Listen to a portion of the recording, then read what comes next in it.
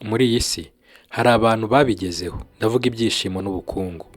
Aba bantu babayeho ubuzima bwabo bifitiye icyizere kubera ko babasha kwishyura amadeni yabo kandi bakaba bibonera umwanya. Inseko yabo izira uburyarya kubera ko ifitanye isano n'umunezero. Niba uteze amatwi iki kiganiro, nguhaye ikaze mu isi y'abagabo. Ntega amatwi nkubwire ukuri utazigera wumvana umuntu n'umwe. Abantu benshi bahuriza ku gitekerezo cy'uko ubukungu n'ibyishimo kubigira ari amahirwe. Ndagira ngo nkubwire ko icyo ari ikinyoma. Ukuri ni uko ibi byose kubigira bisaba kubyubaka kandi ukabiharanira. Nawe uteze amatwi iki kiganiro, ibi ngibi urabyemerewe, ariko se kuki utabigeraho? Humura, iki kiganiro kiragera ku musozo, nawe wasobanukiwe neza impamvu ndetse wabonye n'icyo wakora kugira ngo winjize ubukungu n'umunezero mu buzima bwawe. Ntiwibagirwe gukora subscribe, uraba uhombye kubona ibiganiro byiza nk'ibi ngibi mu ba mbere. Kora subscribe ukibyibuka. Kuva mu bwana bwacu hari inkuru twagaburiwe inshuro nyinshi. Twabwiwe cyane ko isoko y'ubuzima bwiza bw'ejo hazaza hacu ari ishuri, kuko rizaduhesha akazi keza, twabona ako kazi tukagakora cyane, ubundi tukazajya mu zabukuru ku myaka yacu 65. Ariko ahangaha hari ikibazo nsigarana. Niba koko iyi system ariyo, ni ukubera iki tukibona abantu benshi hano hanze bize bagita ku bukene, stress ndetse n'umunaniro? Reka turebere hamwe ukuri kuri iyi ngingo. Ubundi gukora cyane ntabwo ari byo bikugira umukungu, kandi amafaranga ntahagije kugira ngo ugire umunezero, kuko ubundi ubukungu bwa nyabwo buzana no kwibohora, kandi umunezero uzinjira mu buzima bwawe ari uko wamaze guha ubuzima bwawe icyerekezo. Ibi byose tumaze kuvugaho numara kubisobanukirwa kandi ukabyumva, uraba uteye intambwe ifungura urugi rw'impinduka mu buzima bwawe. Nubwo ibi tumaze kubivugaho, ariko uracyafite ibibazo byinshi byo kwibaza. Ese ubundi ubukungu ni iki? Reka ibi nabyo tubihe igisubizo.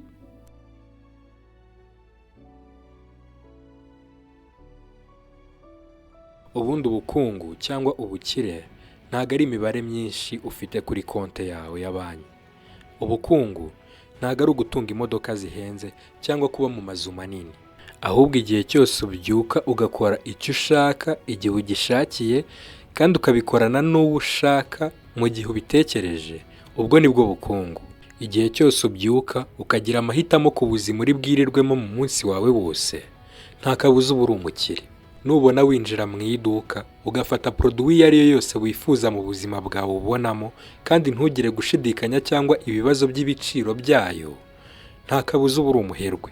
Igihe cyose ufite umwanya wo kubasha kwita ku bana bawe kandi ukabasha no guhaza ibyifuzo byabo, nta kabuza uba uri umuherwe.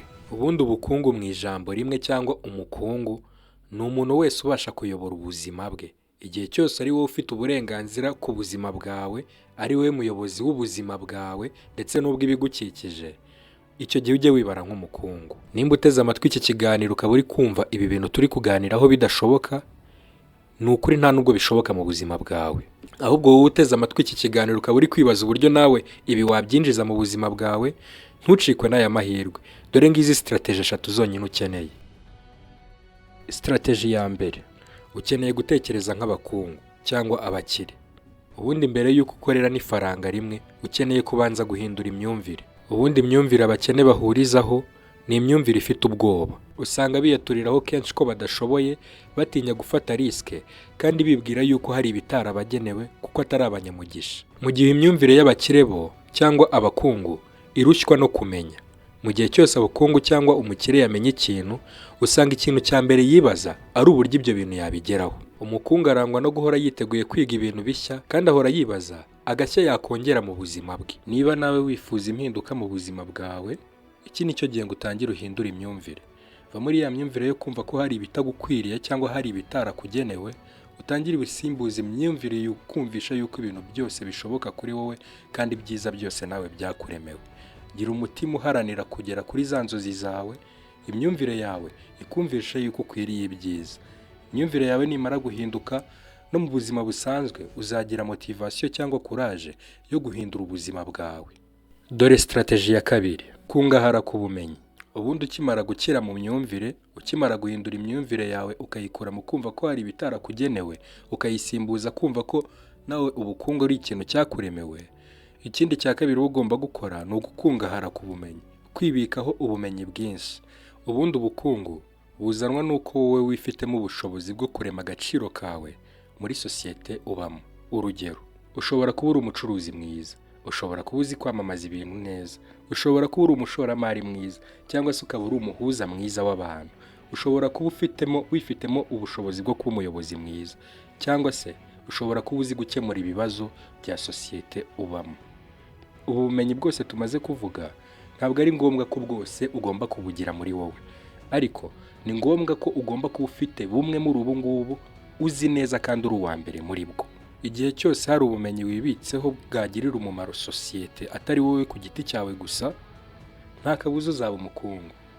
Niba nawe ujya wibaza uko wazamura agaciro kawe muri sosiyete ubamo, dore uko wabigenza. Tangira ushishikarire gusoma ibitabo, wihatire kumva neza ibyegeranyo cyangwa ibiganiro biganira kuri business wifuza gukora. Ibi ngibi nubigeraho, utangire wihugure cyane muri iyo business, nibiba na ngombwa ushaka umwarimu ugufasha gusobanukirwa no kumva neza uwo mushinga wifuza gutangira. Mu gihe cyose uri muri uru rugendo rwo guhiga ubumenyi, icyo ugomba kuzirikana ni kimwe kugira ngo ugumane motivation, ni ukuzirikana ko uko ugwiza ubumenyi ariko uri no kuzamura umushahara wawe. Dore ikintu cya gatatu ukeneye. Nyuma yo gukungahara ku myumvire, ugakungahara ku bumenyi, ukeneye no gukungahara ku mico iguha kwibohora cyangwa izana kwigenga mu buzima bwawe. Iki gice tugezeho nicyo gice abantu benshi bakunda gutsindwa. Ubundi abantu biga neza ndetse bakanagira motivation nyinshi zituma baharanira kwitwa abakire cyangwa bakorera amafaranga menshi, ariko hari ikintu kimwe bajya bibagirwa kubaka muri bo.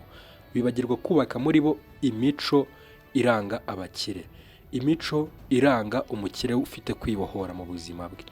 Wowe uteze amatwi iki kiganiro, umushahara waba ukorera uwo ari wo wose ntabwo ari igitangaza, kuko si we wa mbere ukoreye ayo mafaranga cyangwa se ufite ubushobozi bwo gukorera ayo mafaranga ku munsi. Ariko se ni iki gituma ayo mafaranga utayagumana mu mufuka wawe? Ni iki gituma ayo mafaranga yawe adakomeza ngo akure nk'abandi? Ubundi kugira amakuru y'uburyo wabonamo amafaranga, ibyo ngibyo ntacyo bimaze mu gihe cyose udafite amakuru akubwira uburyo wagumanamo amafaranga. Dore imico igomba kukuranga kugira ngo nawe winjire mu gitabo cy'abakungu cyangwa se utangire kugaragara kuri liste z'abakungu.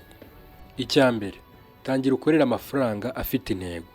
Buri uko uzindutse mu gitondo ukajya mu kazi ugiye gushaka amafaranga, shaka amafaranga afite intego, shaka amafaranga afite impamvu isobanutse. Ibi ngibi bizagufasha kubona amafaranga yose nk'aho ari makeya, kubera ko buri faranga ryose rizajya rigera mu mufuka wawe cyangwa mu biganza byawe rizajya riba rifite icyo gukora. Noneho ya mafaranga wapfushaga ubusa, ya mafaranga washoraga mu bintu bikwicira ubuzima, ntabwo azongera kuboneka mu buzima bwawe, kuko iteka uzahora ukeneye amafaranga yo gufasha cyangwa gusapotinga inzozi zawe. Icya kabiri, tangira gushora kare kandi wige guhozaho.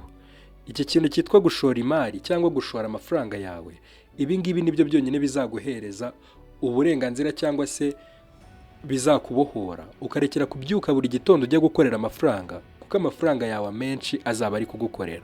Uyu muco nawe wo kuba umushoramari, wo gutangira gushora, ni umuco ukwiye gutangira kare, ni umwe mu mico iranga abakire cyangwa abakungu ukwiye kumenya. Icya gatatu, iga kubaho ubuzima bworoheye umufuka wawe. Mu gihe cyose uri gukorera amafaranga menshi kandi meza, ugashaka no kubaho ubuzima buhenze, ibi ntibizakunda, kuko amafaranga yawe yose azatakarira mu buzima bwo kwiyitaho, mu buzima bwo kurya, mu buzima bwa bundi budafite impinduka cyangwa bwa bundi butazakuramira mu hazaza hawe. Ibi ngibi bizatuma ubaho nta n'amafaranga yo gushora imari ufite. Igihe cyose uri gukorera amafaranga, tangira wiga kubaho ubuzima buciriritse ugereranyije n'amafaranga wowe winjiza. Kabone nubwo waba uri kwinjiza menshi, amafaranga yawe menshi ntukayatakaze mu kwiha ubuzima buhenze, ahubwo amafaranga yawe menshi ujye uyatakaza muri ya mico tumaze kuvuga ruguru, aho kugira ngo urusheho kuyatakaza mu kwiyitaho kandi ubona nta kintu biri bwinjirize umufuka wawe. Icya kane, irinda amadeni yakwangiriza ubuzima. Ubundi igihe cyose ufashe ideni kandi ukabona rizakubera umutwaro mu kuryishyura, icyiza ni uko warireka aho kugira ngo wirirwe ugendana uwo muzigo ku mutwe wawe. Amadeni yose ubona azakuvuna mu kwishyura, aya ngaya nta handi hantu aba ari kugusunikira, usibye kuzabaho mu buzima utigeze wifuza cyangwa utigeze urota mu buzima bwawe. Icya gatanu, iga kugira utuntu twinshi tukwinjiriza cyangwa iga gushora mu tuntu twinshi kandi dutandukanye. Nimba uri kuri iyi mihanda yo gukorera amafaranga, gira ngo ubizi neza cyangwa usobanukiwe neza ko buri business yose ibaho ku isi igira season.